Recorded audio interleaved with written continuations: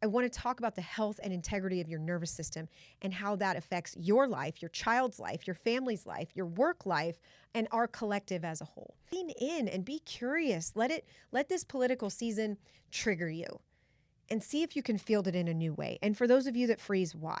I support that. If it's from a place of power and not a place of fear, I am so for you doing that. And I know that most people land one side or the other. Still listen.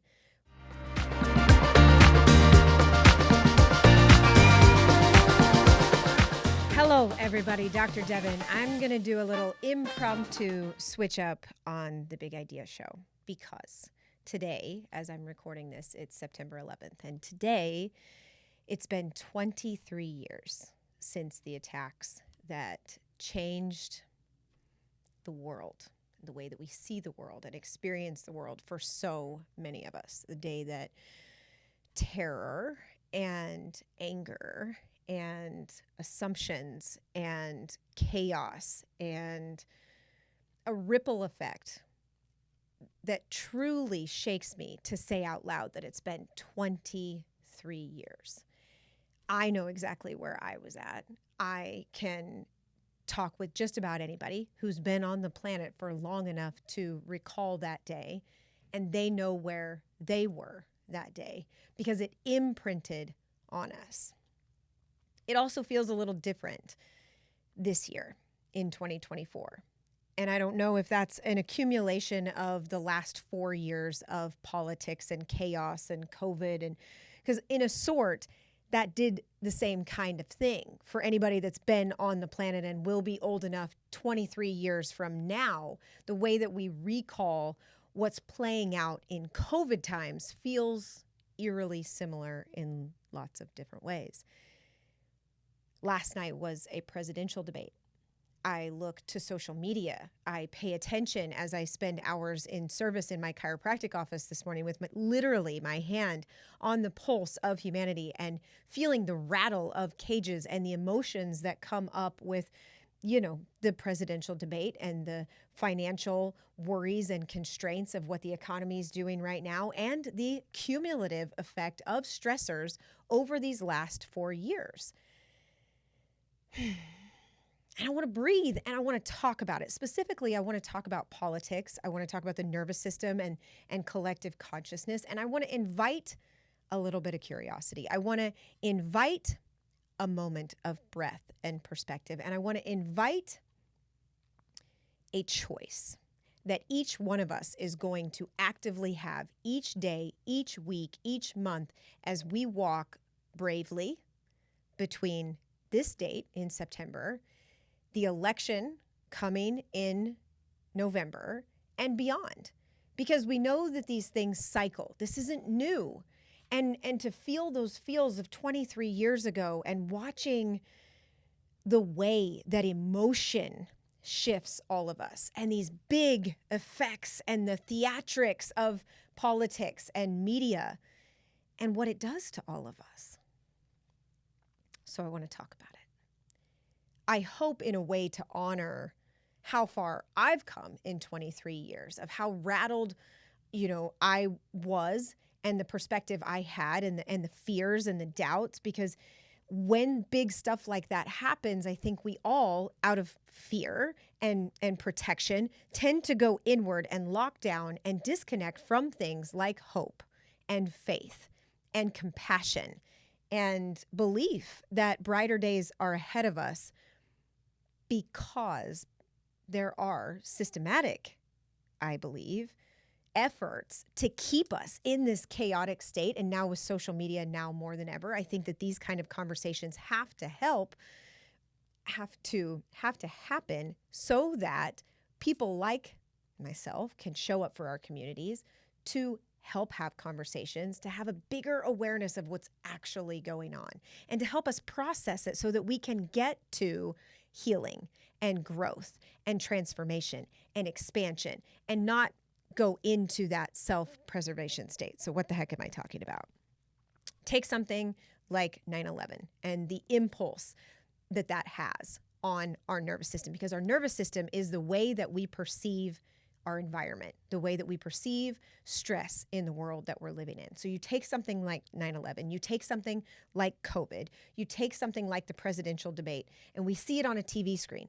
Except for those of you that were in New York or you were in some of these spots where you were up close and personal, you have a very extra layer of perception because you were in direct contact with us. But for now, I want to talk about those of us watching it on TV and experiencing it, but through a calculated lens, because that's what media is. That's what social media is. That's what a presidential debate is. We see what they want us to see, and then our nervous system has to field it from there. And what I want to draw attention to as a chiropractor is the emotional response and the dysregulation that happens when those impulses and those triggers come in. So let's talk in the here and today about the debate and the things that I've heard in the practice today and that I'm witnessing ongoing these last few years. So most people, when we're in a hyper stressed state, a dysregulated state, we are going to react, not respond.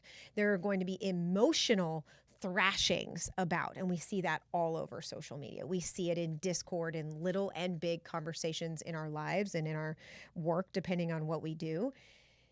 And we're seeing it play out in front of our eyes, what happens when we respond from a fight or flight state in our nervous system. When we are fearful or when we are defensive, we are going to counteract. If our brain, if our nervous system perceives that there's a threat like a saber-toothed tiger, we are going to run or we are going to fight. And in some people's case, third one is even that we will freeze. So look around at the people in your life, and do you notice that they go into some of these things when they're in politics? Do they tend to fight? Do they tend to flee and change the subject, stick their head in the sand? Do they freeze up altogether? It was you start to pay attention, and here's where I'm inviting some curiosity. Listen more than you talk over the next few weeks, and you will truly evolve through this political season instead of crumble with it. As you watch the debates, watch it as a watcher, as you just watching other people watch the debate. What do you really see? It is theatrics, which we're going to talk about. Politics since ancient times has been to be a spectacle. We are seeing what they want us to see. And I'm not saying that we shouldn't engage. I think there's different levels for all people. And I know that some people here are, very one way and others are another way. Some are completely apathetic. They don't want to talk about it. They're completely disengaged, which I think is one of the most dangerous things that we can do. And then you have people who are on an altogether different plane that I've met over these last few years in sovereignty and truth, freedom groups where they've opted out completely and they don't plan to vote and they don't want to engage and they see it for what they believe it is, which is a total spectacle and nonsense, and none of us should engage. And as we're all collectively healing, which is why I want to have a collective conversation, is because we're each at different levels of that, but we're colliding into each other. So we have our witnessing, we have our watching of something like the debate, and then we bump into each other. And so that's why I want you to just breathe and just sit with it. And you might really feel one way or another. And I'm not telling you what to feel, and I'm not actually going to get political. I want to talk about the health and integrity of your nervous system and how that affects your life, your child's life, your family's life, your work life, and our collective as a whole. Because if you can remain in neutral, if you can own your nervous system and just breathe through some of these things, if you can stay healthy, if you can be curious, if you can listen, if you can loosen your grip, doesn't have to change your vote, doesn't have to change how you're going to engage or not engage, whether you vote at all. But reason that we get apathetic and angry and defensive is because our nervous system is out of balance. So if you're one of those people that gets really heightened in any of those categories, like fight, flight, and freeze, I would invite you to look at things that help you regulate your nervous system so that you can engage from a place of power instead of a place of fear, instead of a place of anger, instead of a lower vibrational state that doesn't serve you or anybody else. So my invitation in this nervous system conversation is, which one are you and why? I myself, as I watch it, and my kids would tell you, I'm a fire element. So I feel things and I express things, and everybody around me tends to know it. But that's not always healthy. And that fire that I can spew or move with can be my Achilles heel, sure can be my power, but if I learn to harness it. So for those of you that are more extroverted in this, learn to harness it and use it when it needs used, but don't just fire at everybody for the sake of firing. And for those of you that turn your head, lean in a little bit. Why do you disengage? Why do you run from conflict? Lean in and be curious. Let this political season trigger you and see if you can field it in a new way. And for those of you that freeze, why? What's going on? And ways that you can regulate your nervous system. Well, I'm a chiropractor, so get adjusted. Get your brain and body in a good state of connection. Get things firing on all levels. Breathe, breath work, box breathing, amazing. Cold showers, cold therapies are a great way to regulate the nervous system. Prayer, visualization, meditation, going for walks, exercise, high vibe foods. Instead of letting your nervous system run away with itself and just go into subconscious chaos, become an active participant in your body by being a watcher and responding instead of reacting. First thing I want to talk about. Second thing is calling it what it is. Politics are theater. So while I was sitting watching the debate last night, and I'm watching it with my kids, and everybody's just kind of talking it all out. I love that. I love the open conversation of what do they hear? What do you hear? What do I hear? And I let stuff come up and then we catch it and we talk about it. But it's like watching Days of Our Lives at this point, right? If anybody ever watched one of those soap operas back in the day, I remember one of my babysitters was obsessed with Days of Our Lives, and it was Stefano and Marlena, and there's this big drama saga playing out. I don't care if you're talking about Kamala and Donald Trump or Bobby Kennedy or Taylor Swift and Kelsey. It is drama. You see what they want you to see. So watch it with that kind of eye. I'm not saying don't engage at all. But Neo in the Matrix knew he was in the Matrix. Know that you are seeing through the filter that they are trying to place over your eyes. Think Wizard of Oz, right? We're getting behind the curtain here. It's a spectacle. It's a show. If you are someone that's going to engage in politics and you feel like you want to vote, I support that. If it's from a place of power and not a place of fear, I am so for you doing that. And I know that most people land one side or the other. Still listen. Really understand what it is about what you're seeing that's triggering you. What is it that you're truly afraid of or angry at? Can you really defend some of the positions that you have? And do those positions need defended, or are you just arguing? It's like they're doing lob balls out to culture and just waiting for all of us to lose our minds. Don't become a mindless idiot in this spectacle, because that's what they want. They want you numb and dumb. Become a warrior, become an observer, become a master of realizing that you're watching a show play out and you get to choose how you engage with it. 3, I want to talk about freedom and sovereignty because it's very different. And I have been very outspoken these last few years about medical freedoms and looking at our rights. And so I've become a student of really understanding, the Constitution, Bill of Rights, American politics, and where it all came from. Now is the time for investigation. So in the show notes, I'm going to provide a list of things. I strongly recommend checking out something called The Law for Mankind, because I came into 2020 thinking I was awake and aware of some rabbit holes of conspiracies and dark truths in our culture. And then 2020 happened and it opened my eyes in a really big way. What I want to remind everyone, regardless of where you might be in any of those types of conversations and evolutions, and I do want to lay, some red pill breadcrumbs into things I wish I would have known sooner when it comes to politics and true law and sovereignty and what that even really means. And it obviously changes my lens when it comes to politics. So I want to leave that there for you because it's work that you have to do, is that there is a difference between rights that you believe are given to you and rights that you are born with. So I would invite some curiosity of what does it mean to be free to you? What is sovereignty to you? I am the master of my fate. Now I am affected by the collective consciousness. I am affected by this upcoming election. I am affected by the world, the matrix that I live in, and I understand that. And no matter what, I am not a victim. My children are not being raised to be a victim. My husband is not a victim. We choose to engage no matter what waves are coming.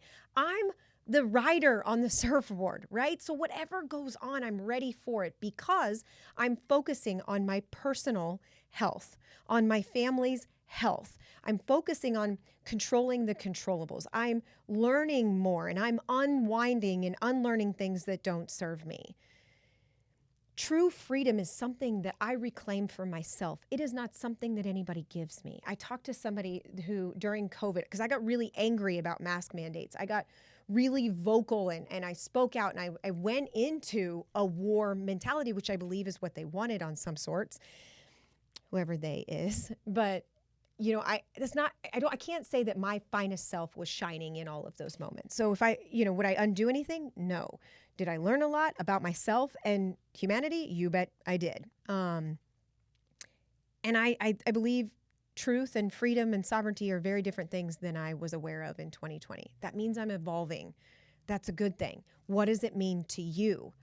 It isn't something that a man here on earth gives me. It's something that I claim for myself, like this friend, that I had asked, because he never really got vocal but he's a leader, he's a mentor of mine. And I knew like he's somebody he would have never put a mask on his face. Right. And he's like, I just didn't participate. And I was like, wow, there's a wisdom and there's a layer of war mentality in me still. There's layers of rage and oppression that I want to fight back against because of my life experiences and things that I've been taught. Freedom and sovereignty is knowing when it's time to engage and when it's not. Knowing that I don't have to participate if I don't want to. I have choice always. Does that mean I might have to move off grid? Depending on the circumstances, yeah. But I want to be in connection with my people and my community now, which means that like I am participating in the political conversation, but I get choice over that. Sovereignty is, bodily autonomy. It is choosing what goes into my body and on my body. It is choice in the way that I live my life, and it's honesty and radical responsibility for controlling the things I control. That's what it means to me. Truth is something I'm discovering and rediscovering every single day. And I got a long way to go. And I give myself grace and compassion. So I'm going to give others some of that as well, because there's a whole spectrum here in terms of our awareness and truth and freedom when it comes to health, when it comes to politics, when it comes to any number of the conversations and hot topics today. So you got to get to know, though, what does it mean to you? When we say freedom and make America great again and make America healthy again, or, any of the number of slogans going on out there, what does that mean to you? Just observe, just get curious. Ask yourself questions instead of us screaming at one another. Turn inward and upward to talk to God about some of these things. And that's the last piece, is collective consciousness. So collective consciousness refers to a set of shared beliefs, ideas, and moral attitudes that operate as a unifying force within society. So we move as a collective. We are one. And I believe our brightest days are ahead. And I do believe we are living in apocalyptic times, but not necessary like what some perceive to be the biblical, where, we're all going to be washed away and it's the end of times, but it is the end of times as they were. Look at the 23-year evolution since 9/11. This world is not that world. So many things have changed, technology and the evolution. And the world then has ended and a new world is being born. I'm aware of that. I'm excited for that. I'm eager for that. I'm hopeful for that. But those are choices. And no matter what others are doing, I contribute actively, consciously to the collective consciousness by my response to what's going on. So I choose faith. I choose hope. I choose love and kindness and compassion and forgiveness. I choose joy and peace. And I have to choose it hour by hour, day by day, because we are living in chaotic times and I am human. And I guess this is a call to the rebels and the wild hearts and the daydream believers and the warriors out there that don't want to fight, but are willing to bring in, to usher in an awakened and wild and free, beautiful new world. I don't know who this was for, but this is my prayer. You know, I wear this shirt, this "Here I am, send me," this from the Bible verse. When God says, like, who will go? I say it to you, who will go? During these times, who will go for your family, for your friends, for your community, for our collective consciousness? Who will do the work? Who will bring the light? Who will tell the truth? Who will love them? Who will serve them? Who will be the change that we're all craving for? I challenge that it could be you, that it needs to be you, because no one's coming to save us. So this is my prayer for you, for me, for all of us. Bring